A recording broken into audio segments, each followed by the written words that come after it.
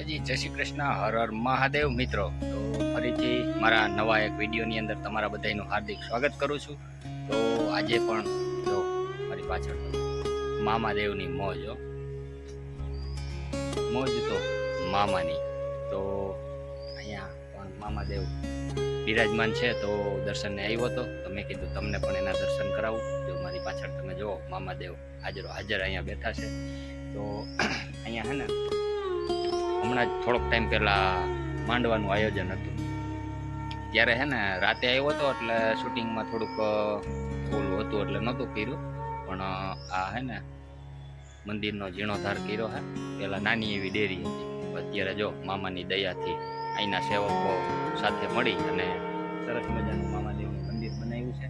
અને મામાદેવે અહીંયા પણ ઘણાયના કાર્ય કર્યા છે, ઘણાયની જે કાંઈ તકલીફ હોય દૂર કરી છે. તો એવા મોજીલા મામા અહીંયા બિરાજમાન છે. તો તેના તમને દર્શન કરાવું. ચાલો સાથે મળી અને મામાદેવના દર્શન કરાવું તમને. મસ્ત મજાની મામાદેવની અહીંયા મૂર્તિ સ્વરૂપે દર્શન છે. તો ચાલો પહેલાં દર્શન કરીએ. જય મામાદેવ. તો જો આ રીતનું બહારથી મામાદેવનું સ્થાનક આવેલું છે. આવું સરસ મજાનું લાદીકામ થઈ ગયેલું છે. અને અહીંયા જો સરસ મજાની રંગોળી અને મોજ તો મામાની. વાહ ભાઈ વાહ. તો આ ખીજડાની નીચે મામાદેવ બિરાજમાન છે. વાહ ભાઈ વાહ. જય મામાદેવ.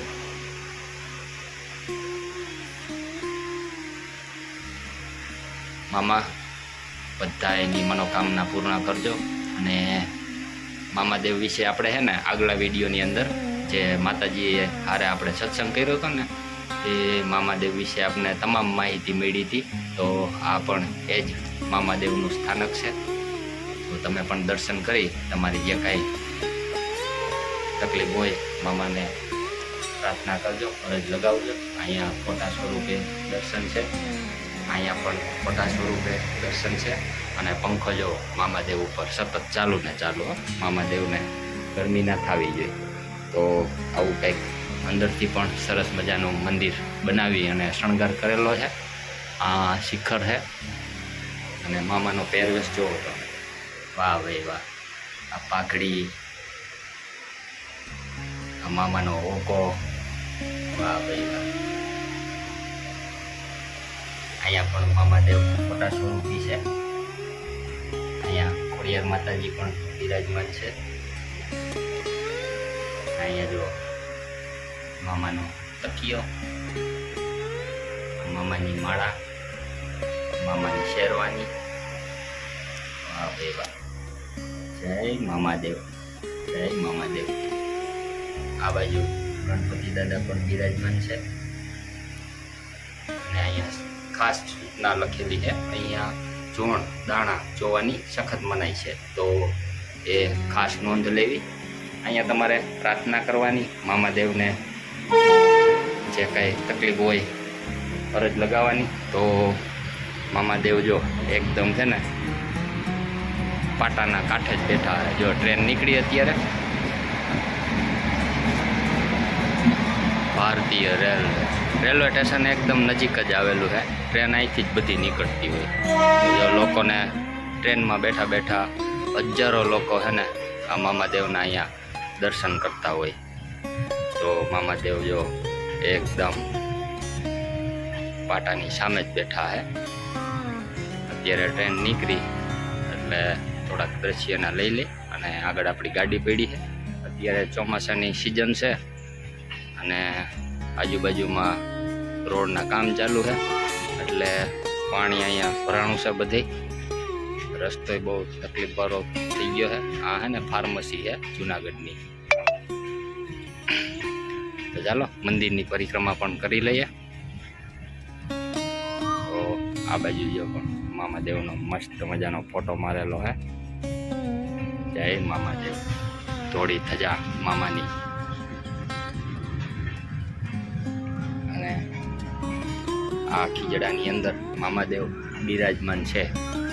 આ મામાદેવનું સ્થાનક છે.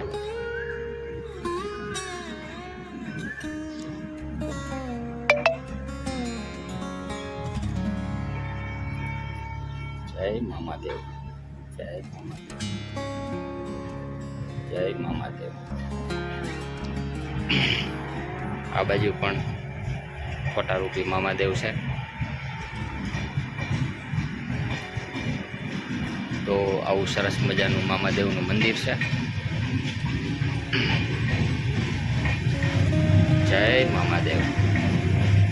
અહીંયા આપણે મામાદેવની જે સ્થાનક આવેલું છે તેના દર્શન કર્યા અને અહીંયા જો મામાદેવની ધજા,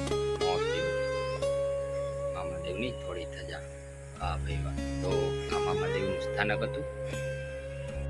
મામાદેવના ઇતિહાસની જો વાત કરીએ ને તો જ્યારે મા પાર્વતીએ રક્તબીજ નામનો રાક્ષસ હતો એને કોઈ નહોતું પૂગ્યું. ત્યારે છે ને પાર્વતી માતાજીએ કાળિકામાનું સ્વરૂપ ધારણ કર્યું હતું. કાળિકામાનું ત્યારથી જ અસ્તિત્વ હતું અને શંકર ભગવાને કીધું હતું જેમ આપણે માતાજીએ મામાદેવનો મહિમા કીધો હતો એ પ્રમાણે કે પાર્વતી માતાજીએ કાળિકામાનું રૂપ લીધું હતું અને રક્તબીજ નામનો રાક્ષસ હતો એનો વધ કરવાનો હતો. તો જ્યારે માતાજી રક્તબીજ નામનો રાક્ષસ હોય એનો વધ કરવા માટે જાય, એક હાથમાં ખપ્પર હોય અને એક હાથમાં એ રક્તબીજની ઊંડી હોય. એનું જેવું લોહીનું ટીપું પડે ને એ ખપ્પરમાં લઈ પી જતા. નકર એ રાક્ષસને એવું વરદાન હતું કે એના લોહીનું ટીપું જો જમીન ઉપર પડે ને તો ત્યાંથી પાછો રાક્ષસ ઉત્પન્ન થાય. એટલે એને કોઈ મારી નહોતું, કારણ કે મારે તો લોહીનું ટીપું ધરતી પર પડી જાય. ધરતી પર લોહીનું ટીપું પડે તો પાછો નવો રાક્ષસ ઉત્પન્ન થાય. એવા હજારો રાક્ષસો ઉત્પન્ન થઈ ગયા હતા.